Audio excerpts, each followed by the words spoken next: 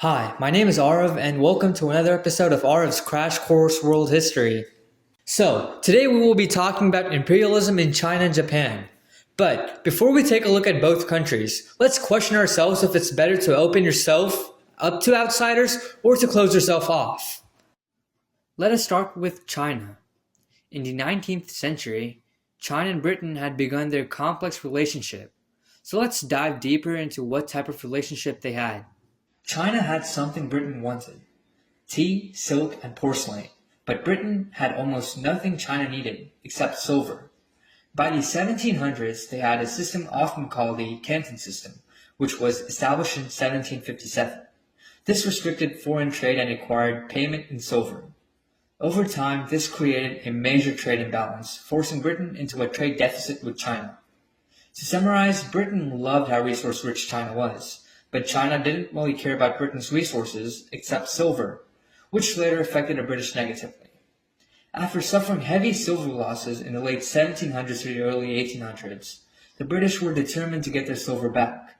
So, they implemented a strategy using the British East India Company in the late 1700s to get the Chinese addicted to opium. Now, for those who don't know what opium is a highly addictive drug made from poppy plants that affect the brain and can create dependency.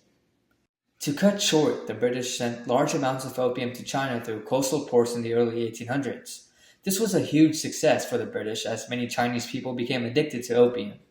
Later, Chinese officials tried to stop the sale of opium by confiscating shipments and dumping them into the ocean. This was led by Commissioner Lin Zexu in 1839.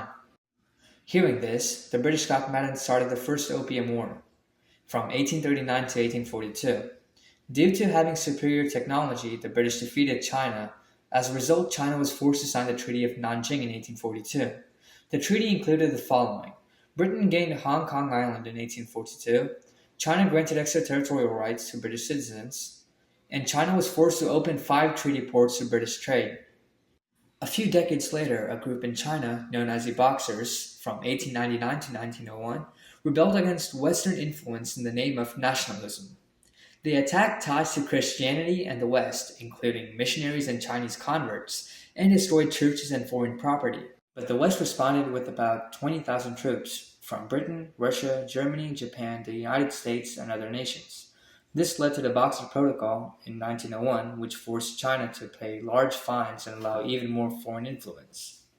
The open door policy, introduced by the United States in 1899 and 1900, supported equal trading access in China for all foreign nations, rather than being directly created by the Boxer Rebellion, and it helped shape modern economic relationships between China and Western countries. To summarize, China went from controlling trade with Britain to being forced open by Western powers through a war, leading to increased foreign influence and unequal economic relationships. While China resisted Western influence and was forced open through conflict, Japan took a different path by adapting to Western pressure and modernizing to protect its independence. Japan had already been trading with the West in the 1500s, especially with the Portuguese and later Dutch traders.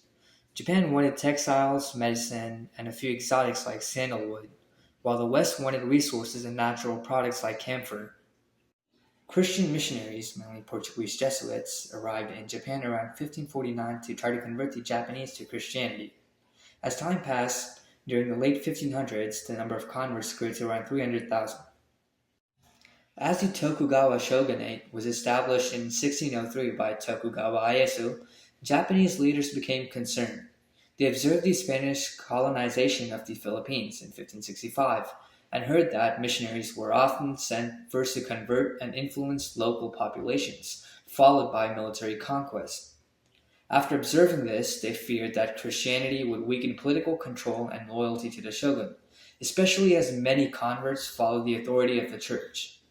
Under Tokugawa's rule, Japan adopted the policy of isolation known as sakoku in the 1630s.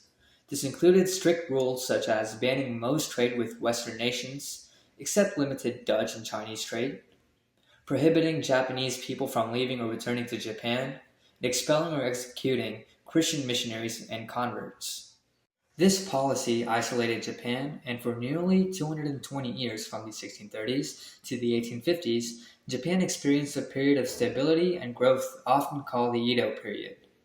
During this time, the economy expanded, agricultural production increased, and new urban centers developed, becoming lively hubs of culture, trade, and population. To summarize, Japan initially engaged with the West, but later restricted and controlled contact to protect its power and independence. While both China and Japan faced increasing pressure from Western powers, they responded in very different ways, shaping their futures in contrasting ways. China and Japan both faced pressure from Western nations seeking trade and influence. China resisted Western demands but was forced open through military defeat, leading to unequal treaties and foreign control. Japan, however, chose to isolate itself early to avoid Western domination and maintain stability. While China lost control over its trade and sovereignty, Japan maintained independence by limiting foreign influence until it was ready to engage on its own terms. To answer the question we all asked ourselves at the beginning, my opinion would be that it's generally better to open yourself to outsiders, but in a controlled and strategic way, because China's forced opening left it vulnerable to exploitation, while Japan's temporary isolation helped it stay stable and later engage with the West on its own terms.